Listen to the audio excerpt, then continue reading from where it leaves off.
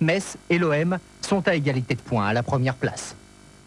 Quelques incidents ont éclaté à la fin du match dans l'enceinte du Parc des Princes et aux alentours. Des sièges ont été cassés, un CRS légèrement blessé. Des quarts de supporters de l'OM ont été lapidés, une voiture renversée. À Marseille, en revanche, plusieurs centaines de supporters marseillais ont fêté la victoire de leur club avec drapeau, klaxon, corne de brume, notamment sur la Canebière. Rugby, la France monopolise les places en demi-finale de la Coupe d'Europe. 3 clubs français sont qualifiés. Après Toulouse, hier, Brive et Pau ont remporté leur quart de finale cet après-midi aux dépens respectivement des Wasps et de Leicester. Pierre Perronnet. Toulouse a fait des émules, suce aux Anglais, il faut les prendre à la gorge. Dès les premières minutes, Sébastien Viers transperce la défense des Wasps sur 40 mètres. Il transmet à Sébastien Carat qui aplatit dans l'embut. Cette belle stratégie française est mise à mal par une multitude de fautes, pas toujours évidentes, sifflées par l'arbitre irlandais. Des pénalités transformées par l'arrière canadien Rees. Il en réussit 5 successivement et les champions d'Angleterre mènent 15-7. Très concentrés, les champions d'Europe brivistes font une défense agressive qui leur permet de gagner des ballons anglais. Et sur l'un d'eux, Loïc van der Linden inscrit en force le deuxième essai français.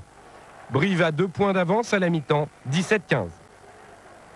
Ensuite, les 2 buteurs, La Maison et Rees, se neutralisent. Les brivistes développent leur jeu à la main en s'appuyant sur plusieurs points de fixation.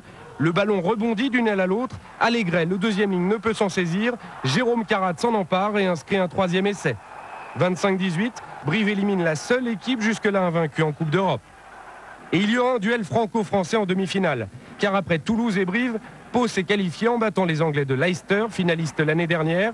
Victoire paloise 35-18, avec notamment 4 essais, dont celui-ci, inscrit par l'arrière, Nicolas Brusque. On connaît le résultat du tirage au sort des demi-finales. La première sera 100% française. Elle opposera Toulouse à Brive. Dans l'autre demi-finale, Pau rencontrera Bath en Angleterre. Match les 20 et 21 décembre prochains. Jusqu'où ira la guérilla diplomatique entre l'Irak, l'ONU et les États-Unis? Dimanche matin, les observateurs américains de l'ONU ont été une nouvelle fois refoulés par les autorités irakiennes. Saddam Hussein a fait savoir que ses batteries anti-aériennes étaient prêtes à abattre l'avion espion américain U-2 qui doit reprendre ses vols aujourd'hui au-dessus de l'Irak. Julien Arnaud. Une scène quotidienne sur un site militaire aux portes de Bagdad. Depuis 7 jours, la commission de désarmement de l'ONU est accueillie par ces mêmes phrases.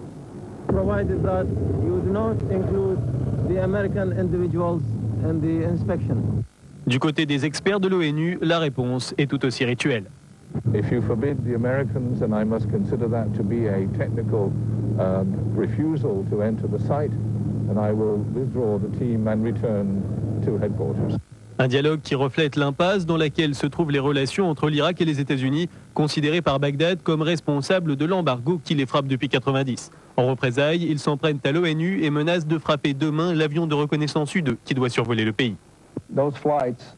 Ces vols sont des vols des Nations Unies, même si les avions sont américains. Et on ne peut pas dicter aux Nations Unies ce qu'elles doivent faire. Si vous abattez les avions, alors vous commettrez une grosse erreur. Une erreur qui entraînerait la riposte des Nations Unies. Bill Clinton n'exclut pas le recours à des frappes militaires, une option que refuseront la France et la Russie demain lors de la réunion du Conseil de sécurité de l'ONU qui doit décider des mesures contre Bagdad. Le vice-premier ministre irakien Tarek Aziz se rend aussi à New York pour plaider la cause de son pays. Et Tarek Aziz dormira cette nuit à Paris avant de s'envoler donc pour New York. À l'étranger, encore nouvelle série de massacres en Algérie. 25 personnes auraient été tuées lors d'actions terroristes ces derniers jours, selon la presse algérienne. Dans la seule nuit de vendredi à samedi, 22 personnes ont été égorgées dans la région de Tlemcen. En France, plusieurs associations et syndicats se mobilisent pour soutenir le peuple algérien. De nombreux artistes se sont eux aussi mobilisés. Parmi eux, Isabelle Adjani, Gérard Depardieu, Charles Aznavour, Khaled, Bernard Giraudot. Un premier rassemblement a eu lieu hier soir au Trocadéro. Lundi, une marche silencieuse partira à 19h de la gare de l'Est pour rejoindre le parc de la Villette. 5 des 7 Français détenus au Congo depuis le 15 octobre dernier sont arrivés tôt dimanche matin à Paris, accusés de trafic d'armes et d'espionnage. Ils avaient été arrêtés par les forces de Denis Sassou Nguesso. Parmi ces Français, Pierre-Henri Bru, il a été détenu à Pointe-Noire durant 3 semaines. Je vous propose d'écouter son témoignage recueilli pour LCI par Jérôme Mercantetti. La période était trouble et peut-être que certaines personnes étaient très énervées. Et bon, après la prise d'une ville, il y a des besoins de défoulement. Donc ça a duré une semaine, en fait des menaces de mort. C'est la première semaine où nous avons été menacés de mort. Je me souviens avoir traversé la cour du commissariat et avec 4 ou 5 personnes qui me tenaient en joue avec leur Kalachnikov. Tant, t'es mort. Vous étiez en contact avec l'extérieur, vous pouviez faire passer un message? Voilà une question qui est assez délicate. Nous avons des représentants qui se sont présentés quelquefois pour nous apporter de la nourriture, pour nous apporter quelques réconforts, pour nous dire qu'on allait sortir demain et puis encore demain. On a eu 2 fois la visite d'un médecin.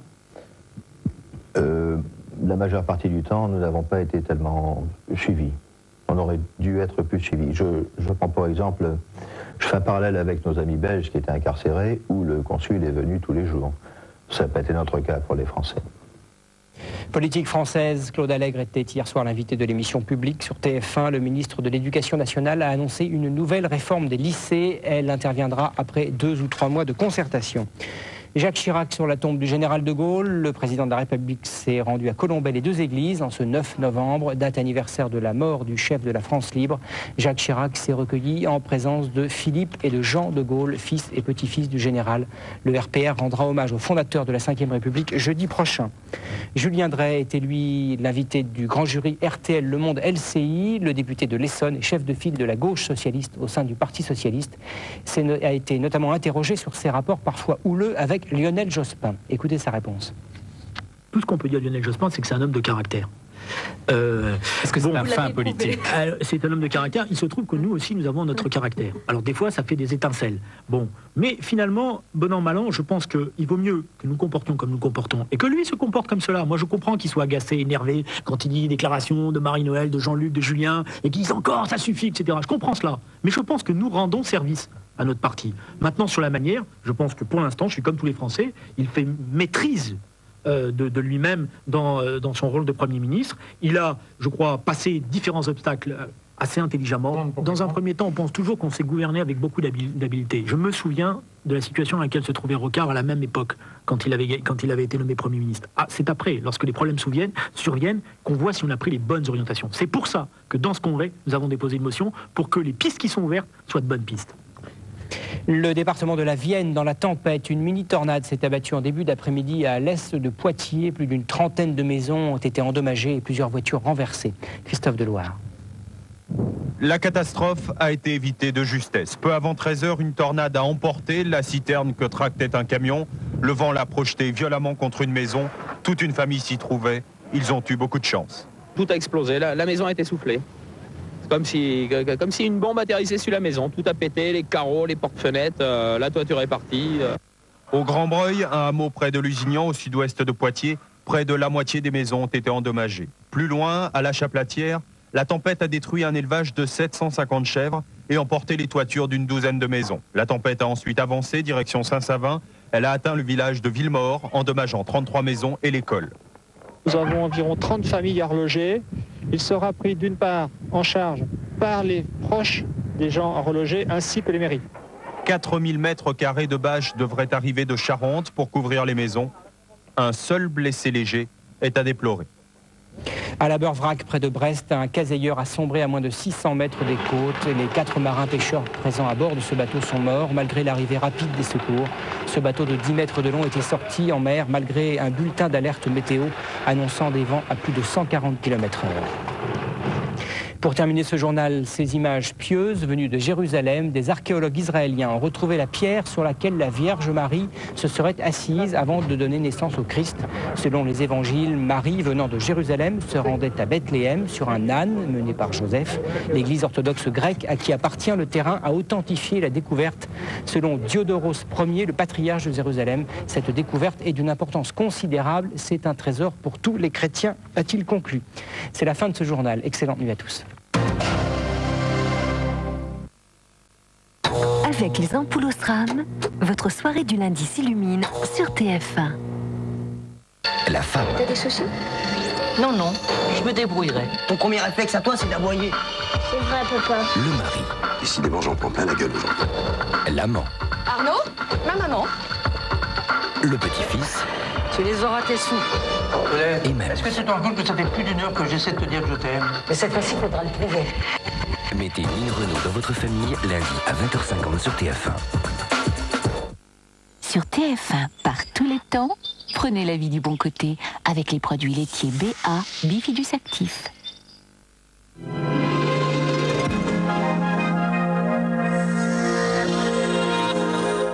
Madame, monsieur, bonsoir. Eh bien, cette semaine de mi-novembre sera tout à fait automnale, avec de la pluie, encore un peu de vent, des averses, de la neige en montagne et des températures de saison. Bref, ça va continuer. Comme aujourd'hui, on va avoir pas mal d'averses à l'arrière de cette perturbation. C'était déjà le cas aujourd'hui, avec beaucoup de vent sur les côtes. Et c'est ce type de temps que l'on va garder pratiquement tout au long de la semaine. Déjà, pour cette journée de lundi, voilà ce que prévoit Météo France, une carte bien chargée, avec des averses nombreuses et parfois orageuses, surtout des Pyrénées jusqu'à la Savoie et jusqu'à l'Alsace, avec de la neige en montagne, avec toujours ce vent de sud-ouest qui a soufflé très fort sur nos côtes, qui va se calmer tout doucement déjà pour cette journée de lundi. Des averses moins fréquentes, mais à caractère orageux aussi sur le nord-ouest.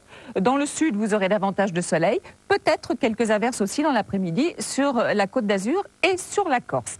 Les températures seront stationnaires. On partira de 10 degrés à Langres et à Besançon pour aller jusqu'à 19 à Nice ainsi qu'en Corse, 13 à Paris, 12 à 13 sur la Bretagne, de 15 à 17 sur le sud-ouest, de 10 à 12 sur le nord-est et de 12 à 13 sur le nord. Voici donc votre semaine. Alors, le temps pour mardi, ce sera un jour férié. Le 11 novembre ne changera guère, avec toujours ce système de giboulées, des averses, des orages sur le sud-est et la Corse, un peu de neige en montagne, du vent qui va faiblir petit à petit pour ne plus souffler mercredi qu'à 50 km/h. Ce vent qui va d'ailleurs virer au nord-ouest, qui dégagera un petit peu le ciel sur le Languedoc, de la neige en montagne entre 800 et 1000 mètres, des averses partout ailleurs. Jeudi, petite accalmie, mais une nouvelle onde va arriver par l'Atlantique. Elle va s'installer progressivement sur toutes les régions ouest. Vendredi, ce sera encore un régime d'averses. À noter des orages jeudi sur le sud-est et sur la Corse. Les températures, un petit peu en yo-yo, de 13 à 11 jusqu'à la moitié de la semaine et jusqu'à 12, ça va remonter en fin de semaine pour le nord. Exactement la même courbe dans le sud, elles s'échelonneront entre 13 et 16 degrés. Alain Gillot-Pétré vous en reparlera en ce lundi. Je vous souhaite une très bonne nuit. Bonsoir.